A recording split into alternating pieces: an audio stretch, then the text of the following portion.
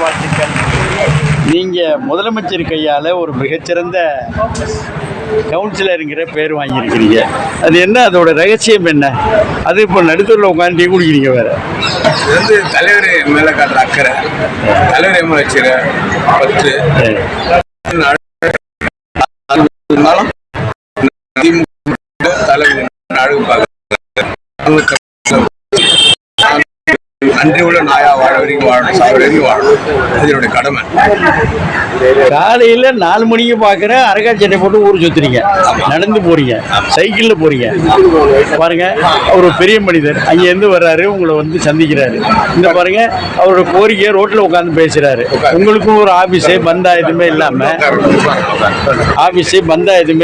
எப்படிங்க உங்களால் அப்படி முடியுது? பந்தால எல்லாமே திமுக போட்ட பிச்சை தானே. அதனால் எனக்கு என்ன பந்தாரு, நான் சாதாரண குடும்பத்தில் போனால் இந்த கட்சி தான் அழகு பார்த்துச்சு.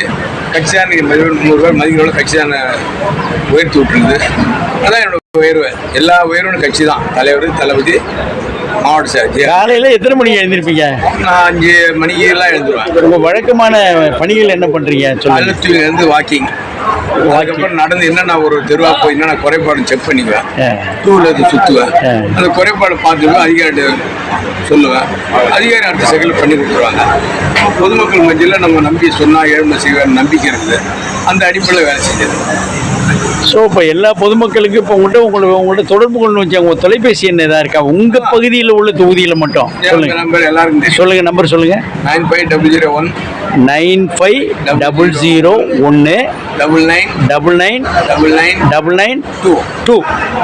இன்னொரு தடவை சொல்லுங்கள். 9895 95 00 00 1 1 29 29 99 கடைசியாக 2. சரிங்க. இப்போ நீங்கள் கார்பரேஷன் தொடர்பான சில மின்சாரம்லாம் போச்சு, மின்சார பிரச்சனை வந்தால் அதிகாரிகிட்ட தொடர்பு வச்சு பேசுவேன். இப்போ குடிநீர் வடிகால் வாரியம் இருக்குது, உங்கள் தொடர்பு வச்சு பேசுவேன். அண்ணனையும் சொல்லுவீங்க, உடனே பண்ணி கொடுத்துருவாங்க. அந்த குப்பையெல்லாம் நின்று போச்சு, குப்பை தொட்டியெல்லாம் சில இடத்துல அந்த அட்வைஸ் கம்பெனி மேனேஜர் பேசுவேன். இம்மிடியட் 1/2 hour ரெடி பண்ணி கொடுப்பாங்க.